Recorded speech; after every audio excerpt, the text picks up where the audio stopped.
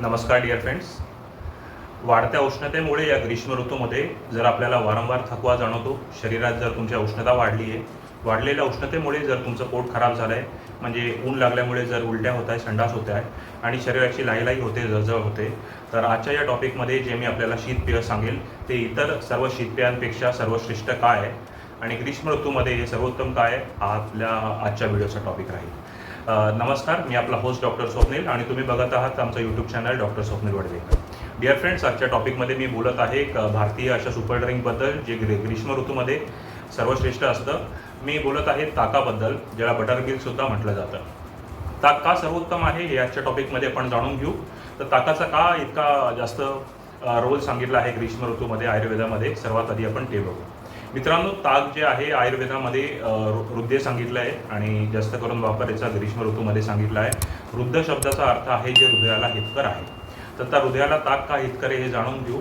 ताक जे आंबट असतं एका लिमिटमध्ये, ते आम्लरस आयुर्वेदामध्ये हृदयाला हितकर सांगितला गेलेला आहे.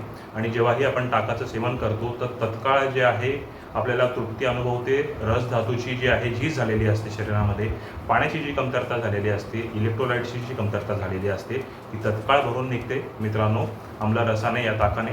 त्यामुळे ताक हृदय सांगितलं आहे. आता कुठले कुठले महत्त्वाचे गुण आहे ताकामध्ये हे आपण जाणून घेऊ. ज्याला इतर सर्व प्रकारचे जे कोल्ड्रिंक्स आहे, जे इतर शीतपेय आहे, उसाचा रस झाला, कोकम सरबत झालं आणि वेगवेगळे जे सरबत आहे यांच्यापेक्षा सर्वश्रेष्ठ ठरवते या उन्हाळ्याच्या सीझनमध्ये, ते जाणू. सर्वात पहिले महत्त्वाचं की उन्हाळ्यामध्ये अत्याधिक प्रमाणात जेव्हा उष्णता वाढते तर शरीरात पाण्याची नितांत कमी होत असते. खूप जास्त प्रमाणात पाणी कमी होतं, डिहायड्रेशन होतं आणि सोबतच जो अत्याधिक घाम चालतो याच्यामुळे शरीरामध्ये इलेक्ट्रोलाइट्सची सुद्धा कमी होते. म्हणजे सोडियम क्लोराईड आणि इतर जे खनिज आहे ते घामावाटे शरीराच्या बाहेर जातात. जेव्हाही आपण ताकाचं सेवन करतो तो आम्लरसामुळे, आम्लरस हा हितकर सांगितला आहे उन्हाळ्यामध्ये, तर तो वातही कमी करतो. यासोबतच जे ताकामध्ये आपण मीठ वगैरे घालत असतो, कोथिंबीर आली, काही धण्या जिऱ्याची पूड आली आणि साखर आली, तर त्याच्या हिशोबाने पाण्याची कमतरता तर भरून काढतोच आणि इतरही जे खनिज आहे मित्रांनो त्याचीसुद्धा पूर्तता तत्काळमध्ये शरीराला होत असते. त्यामुळे ताक इतर शीतपेयांच्या मनाने फायद्याचं ठरतं. दुसरा महत्त्वाचा गुण आहे की पचनाच्या संदर्भामध्ये उन्हाळ्याचा जेव्हाही सीझन येतो तेव्हा हॉस्पिटलमध्ये, दवाखान्यांमध्ये तुम्हाला सलाईन लावलेले जे रुग्ण आहेत ते खूप जास्त प्रमाणात आढळतात. याचं एक महत्त्वाचं कारण आहे ऊन लागणं, शरीरामध्ये झालेली पाण्याची कमतरता, वेगवेगळ्या प्रकारचे इन्फेक्शन, उलट्या होणं, संडास होणं, ऊन लागणं, विकनेस, लो BP, चक्कर, कोसळून पडणं. तर जेव्हाही आपण ताकाचं सेवन करतात मित्रांनो तर ताक सर्वोत्तम पाचकसुद्धा सांगितलं आहे. म्हणजे भूकसुद्धा वाढवतं, शरीराची झीजही भरून काढतं, पाण्याची इलेक्ट्रोलाइट्सची पूर्तताही करतं आणि सर्वात महत्त्वाचं म्हणजे अन्न पचवण्याचं कार्यसुद्धा करत असतं.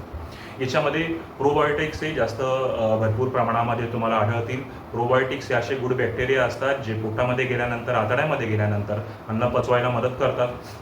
तर कुठल्याही आयुर्वेदामध्ये पचनासंबंधी जे विकार आहे, जे आजार आहे, त्याच्यासाठी ताक हे सर्वोत्तम रामबाण औषध सांगितलं आहे.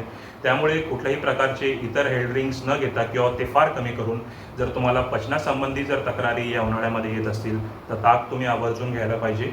आणखी एक महत्त्वाचा गुण हे मी सांगेल की आपल्याला प्रोबायोटिक्सबद्दल मी सांगितलं की पचनही खूप चांगलं करतं आणि ताक हृदयसुद्धा आहे. एक शेवटचा जो महत्त्वाचा गुण आहे तो येते लघु. आपण जेव्हा ही आईस्क्रीम घेतो, उसाचा रस घेतो, इतर कोल्ड्रिंक्स घेतो, अशा कोल्ड्रिंक्समध्ये, शीतपेयांमध्ये साखर भरपूर प्रमाणात असते. तर असे जे हार्टचे पेशंट आहे, किडनीचे पेशंट आहे, शुगरचे पेशंट आहे, यांना पण उन्हाळ्यामध्ये अशा शीतपेयांची आवश्यकता असते शरीरामध्ये पाण्याची कमतरता होऊ नये म्हणून. तर अशा रुग्णांनी जर ताक घेतलं तर ताक या इतर शीतपेयांच्या मनाने फार हलकं आहे, फार लघु आहे आणि कॅलरीज याच्यामध्ये खूप जास्त कमी आहे. त्यामुळे इतर प्रॉब्लेम होण्याची शक्यता अजिबात राहत नाही, जे इतर कोल्ड्रिंक्सने होतं. पटकन पचून जातं. थोडं लोणीयुक्त असलेलं ताक जे आहे मित्रांनो वाताला कमी करतं. एकदम पातळ जर तुम्ही ताक घेतलं, ताजं फ्रेश ताक घेतलं तर कफाला कमी करतं. आणि ताकाचं जेव्हाही शरीरामध्ये पचन होतं डिअर फ्रेंड्स तर त्याचा विपाक जो आहे, शेवटचा जो रिझल्ट आहे तो गोड असतो. त्या अनुषंगाने ते पित्तालाही कमी करतं. तर असं आपलं भारतीय शीतपेय जे तिन्ही दोषांना कमी करतं, वातालाही कमी करतं, पित्तालाही कमी करतं, कफालाही कमी करतं आणि शरीरामध्ये पाण्याची झीज जी आहे ती भरून काढून इलेक्ट्रोलाइट्स म्हणजे इतर खनिजांची पूर्तता करतं. तर याच्यापेक्षा दुसरं सर्वोत्तम ड्रिंक या ग्रीष्म ऋतूमध्ये असू शकत नाही. जर तुम्हालाही कुठल्याही प्रकारचा पचनाचा, उष्णतेचा जर प्रॉब्लेम जाणवतो या उन्हाळ्यामध्ये तर ताक घ्यायला आवर्जून विसरू नका. दिवसा घेतलेलं ताक जे आहे दुपारी जेवणानंतर सर्वोत्तम ठरतं. इतरही वेळेस तुम्ही सकाळी किंवा संध्याकाळी घेऊ शकतात. ज्यांना वारंवार सर्दीचा त्रास होतो, ताप वगैरे आलेला आहे किंवा अशा काही रुग्णांनी रात्री घेणे टाळायचं आहे किंवा 2-3 दिवस तरी घ्यायचं नाही आहे. इतर वेळेस तुम्ही आरामात नाश्त्यानंतर किंवा दुपारी जेवणानंतर किंवा जेव्हाही तुम्हाला डिहायड्रेटेड वाटेल, वीकनेस वाटेल, शरीरात तरतरीची गरज आहे, तेव्हा तुम्ही ताक घेऊ शकतात. शरीराला तत्काळ थंड करण्याचं कामसुद्धा ताक करत असतं. तर आजचा व्हिडिओ आपल्याला कसा वाटतो मित्रांनो, नक्की लाईक करा, व्हिडिओला शेअर करा आणि चॅनल सबस्क्राईब करून बेल आयकॉन प्रेस करायला विसरू नका, कारण की जेव्हाही आम्ही हेल्थ रिलेटेड आणि मेडिसिन रिलेटेड नवीन व्हिडिओ आणू त्याचे नोटिफिकेशन तुम्हाला मिळत राहतील. पुन्हा भेटू एक नवीन व्हिडिओमध्ये. तोपर्यंत मी आपला होस्ट आपली आज्ञा घेतो.